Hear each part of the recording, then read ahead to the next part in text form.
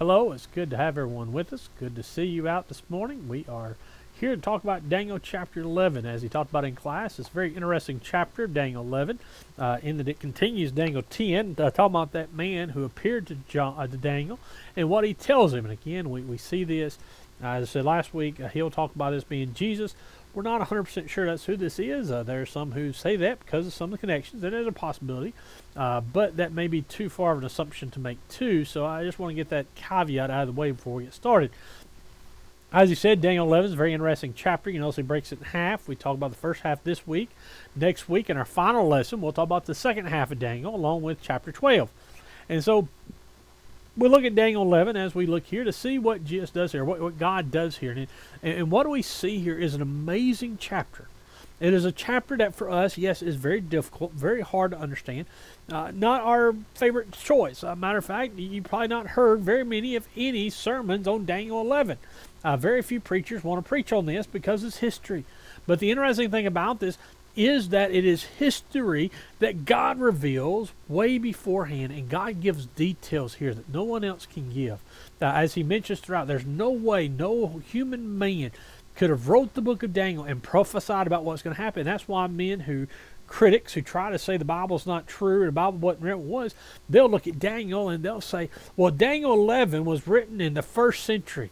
They'll say it was written by the time of Christ. Well, why? Because Daniel prophesies in 500 things that happened in 150 BC that are with such accuracy, and the things that connect those 2 points with such accuracy that no one can deny what he does.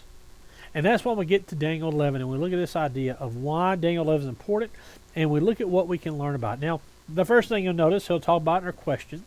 Number one is he says list the 5 kings of the Persian Empire. The 5 kings that God focuses on. There are more kings, as he said, but after the 5th king we're going to talk about. But the ones we're interested in are ones that God talks about. Again, the first one is King Cyrus, the one who connects these 2 empires together, the one who conquers Babylon, who goes throughout the world and conquers all these nations and brings them into one. Then you have, after his time, you have his son Cambyses come into power. He reigns for about 10 years. Then you have Smerdis. He calls him Pseudo-Smerdis, as history will, because he is one who claims to be the brother of Cambyses, or Cambyses, excuse me, but he's not. He's dead, and therefore he's taken out of power. Then after him comes Darius the First, who's not the Darius we read about in Daniel, but another Darius. And then finally we have, as far as our scripture is concerned about, is a man Xerxes. Xerxes comes to power. He's the 4th king after Cyrus who comes to power. He's the king who's ruling during the time of Esther. He's the one we read about there. He's also known as Ahasuerus, as we talked about. And when he's in power, he does something very significant. We find out in verse 2. And that is that when he is in power, he begins to go into Greek. He begins to go in and fight with the Greeks and try to cause these problems, or try to take over Greece. And he tries to incite people to go after it.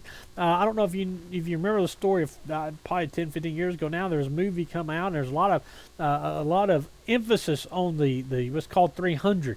The 300 Greeks, Spartan Greeks, who stood at that narrow pass and fought the armies of Persia. That army that fought the armies of Persia, those 300 men, the army they're fighting is Xerxes' army. That gives you a time period where he is. They try to attack. These 300 men don't withstand the forces of the Persians, because Persians are so powerful. But the Persians go on in, and then when they attack Greece, they're unable to take it. And so what happens is, and we mentioned all this to say that what happens is throughout history, Persia is never able to conquer Greece. However, Greece continues to remember that Persia tried to conquer them but failed. And so what happens is that, fast forward a couple hundred years to the time of Alexander the Great. When Alexander the Great comes to power, he decides that he wants to go forth. He wants to go and attack the Persians. He wants to come into power. And what he does, and this is in 336, now get this idea, 480 is when Xerxes attacks Persia. 336 is when Alexander comes to power. So 150 years later, Alexander says, he reminds the people what the Persians have done because they're still in power, and he begins to lead his army, and he marches all the way through Persia. Matter of fact, if you look at the map, you'll see that Alexander marched from Greece all the way to India, a huge swath. And what he does this in only 13 years. He begins at a very young age, about 20, he was 33 years old when he began this trail. And he goes for 13, he reigns for 13 years in this conquering fashion. And the Bible talks about him conquering this way. And then that's number 2. The mighty king of Greece, who ruled the world for a short time, is Alexander the Great. And again, he only ruled for 13 years. A very short time when you look at the scheme of things of how great some of these, or how long some of these kings reigned. And so Alexander the Great comes into power. He dies at a very young age. His sons are put to death by his generals, and he has 4 generals that come to power. And again, this is that prophecy of Daniel, who makes an interesting prophecy in that he says in the future, there will be this king who comes to power, but he'll fall, he'll die, and the ones to take his place are not 1, but 4. And that's unheard of in history, but Daniel predicts this to happen with the Grecian Empire. And so it's very interesting that he mentions this.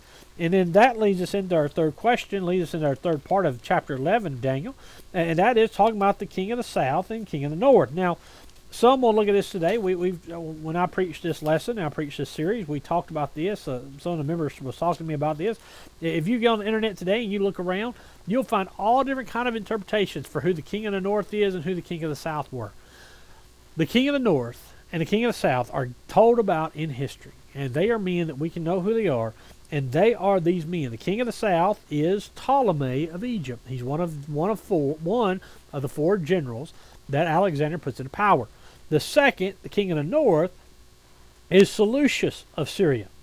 And so this is Seleucus, and he is one of the other generals. Now, what's interesting about this is even this is mentioned in Daniel 11 verse 4, is that Seleucus is first challenged by another general named Antigonus the first, who is in India and beyond Babylon. No, excuse me, he's up north toward Asia Minor.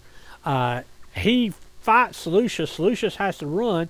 Seleucus goes down to Ptolemy, stays with Ptolemy for a while, and then Ptolemy and Seleucus go into battle together. They defeat Antigonus, and when they defeat Antigonus, Ptolemy puts Seleucus on the throne, and Seleucus becomes more powerful than than Ptolemy.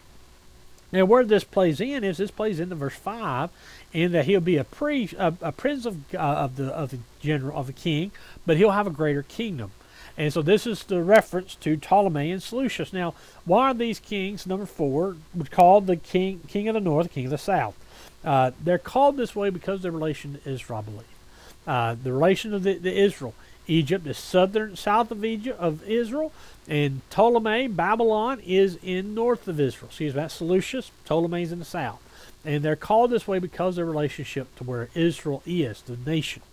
And so this goes back and forth for a while as he talked about some of these things. Now, I will make one correction. He says in our passage, when he talked about Ptolemy II on page 66 on point E, Ptolemy II is Bernice's father.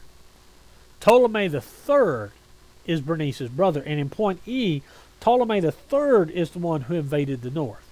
And the reason for this being is because Ptolemy II gave to Antiochus II his daughter Bernice to be wife. And then they would have a son to have a king, and they would connect this family together. Well, the problem was that Antiochus already had a wife. Her name was Leotis. Leotis already is married to Antiochus. She has an older son. But Antiochus puts her away to marry Bernice. Well, Leotis uses some of the servants in their household to poison not just Bernice, but their son and their own husband, her ex-husband. And so she poisons and kills all those. And then when she finds out about this, after she accomplishes this, she puts her son, Seleucus II, on the throne.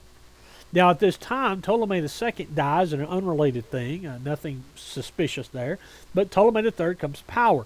when he hears about what Bernice or Laodice has done, and her son Seleucus II, he goes after them, and that's this march that they take. And all this is talked about in Daniel 11. And this is what's interesting about this, is that he takes that, and he takes he loots the city, and he brings back their idols of silver and gold to Egypt. He takes some things that they've captured. And again, this is this loop we'll see here. And again, I would love to spend more time talking about this, but I know for our sake I don't want to repeat too much of what the class talked about. But that's this idea. I wanted you to just know that correction that he makes here is that the Ptolemy in point E on page 66 is Ptolemy the third, not Ptolemy the second. Ptolemy the second dies, that's the father. The third comes to power. Now after that, the kingdoms of north and south go back and forth together, and this is where this part comes to us. The next part of the Bible, why is this there?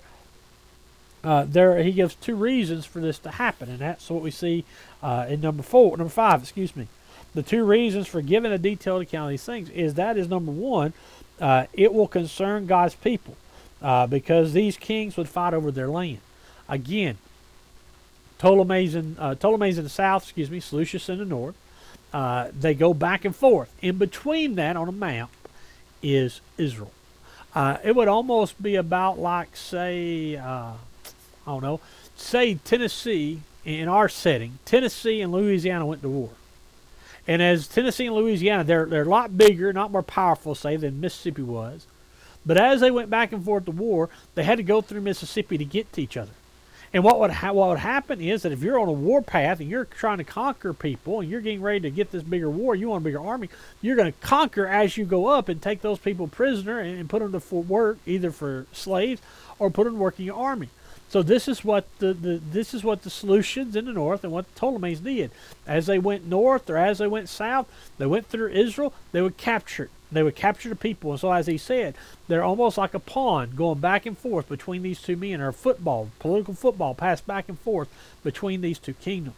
And this is what sets up this time period. And the second one to go along with that is that although that is going to happen, the second point here, number 5, second reason, is that the people of Israel can know that God knew this was going to happen. God knew it, and God allowed it to happen. And so this tells us this is not something unheard of. This tells us this is not something beyond God's control. No, this is in God's control. God has it. God controls it. God takes care of it. And God knows that if God's there at the beginning, then God will be there at the end. And then finally we get down to the end of these verses, and we could talk about some more of these, but we get down to where he ends this lesson in about verses 20 through 26. It talks about the reign of another king. And that is number 6. In what year did Antiochus Epiphanes IV begin to reign? And that is 175 BC. This is the same man, as he mentions, mentioned in Daniel 8. The little horn that would come into power that would cause so much trouble to Israel. And then we know the last one, was he a king of the north or king of the south? He was a king of the north. And so we're going to spend some more time talking about next week to look at these continued fights between these two. We're going to see some more about Antiochus Epiphanes. Then we're going to see what's going to happen after that. And then we're going to get to chapter 12 and sum up this entire Bible, or this entire subject, this book. Again, I appreciate everyone listening. Appreciate you being here.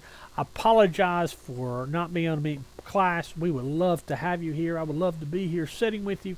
Believe me, I know me as much as any of y'all, I missed fellowship. I missed the time of sitting together, talking before and after class, hearing opinions, hearing people talk to me about this, not just me speaking to you and telling you what we ought to know. But hopefully, all this will pass soon. Then hopefully, like I say, hopefully in August, we'll be able to start up another lesson, and we'll be able to continue it as normal. Again, I apologize for any inconvenience. I hope everyone's doing good. Hope everyone's doing well.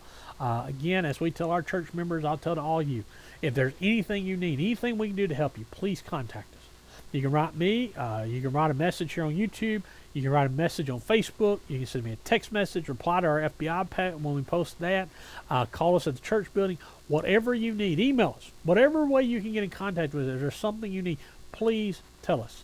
Please allow us to help you in any way that we can. Again, I hope that you and your family are being safe. I hope that you're having a good time at this. I hope you're having the best time you can, with this quarantine. I hope you're spending time with your family. I hope you're spending time with God. And I hope that you're growing closer to Him and growing closer to one another. Again, I thank you for your attention. Thank you for all that everyone's done to be here. And again, we look forward to seeing you again next Tuesday for this class again. We'll watch lesson 12, and then we'll answer the questions at the end of that. Again, I appreciate you for your time. Appreciate all the help, and I hope that you have a God blessed day.